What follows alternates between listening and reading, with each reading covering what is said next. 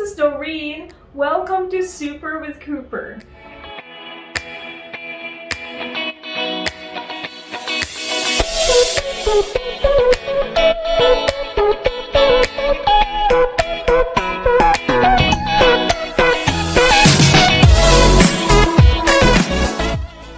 One of my most requested workshop topics is on assertiveness.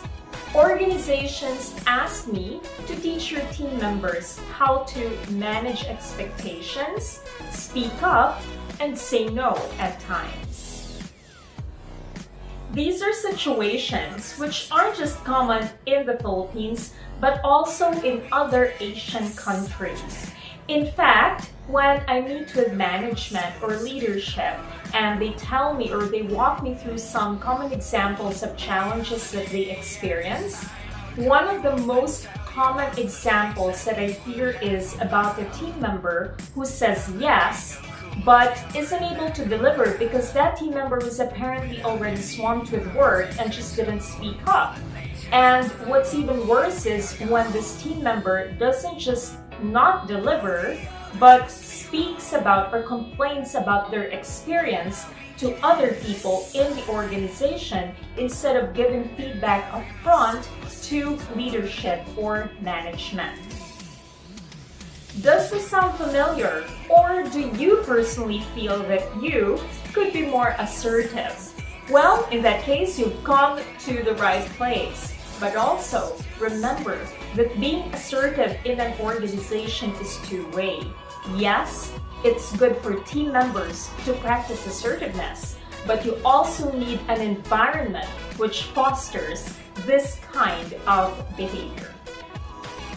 To make sure we're all on the same page, let's first establish what assertiveness is. And it really just means a type of behavior that means that you are clear with your intent, but also respectful of the rights and wishes of other people. In short, it's a win-win. You're clear about your intentions or your intent, and you stand up for yourself or your own rights and wishes, but you are also respectful of, you got it, of the rights and wishes of others. It should not in any way be confused with aggressiveness, which is about being forceful and not being mindful of the rights and wishes of others. Should you be assertive every time? Well, the answer is no. There are times when yes, you should be assertive, and there are also times when you should go the opposite direction and save your energy.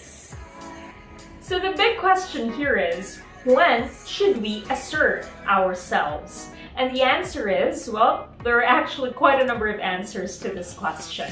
One would be when there are vital issues at stake. Very important issues, we need to assert ourselves and make ourselves heard in terms of our stand on the issue.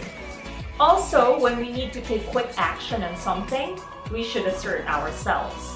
Now, there are also instances when we need to apply or be able not just to assert ourselves, but also be able to collaborate well with others. So we do both things. We assert ourselves, but also collaborate or work well with others. And some examples could be, for example, we want to improve the relationships that we have with other people, when we want to integrate solutions of different people in the group. Also, this could be a solution when we want to make sure that there is buy-in, because when we incorporate more collaboration in a process when we work with others, then definitely we get more buy-in or commitment from other people who are part of the group. Now for the even bigger question, how can you be assertive?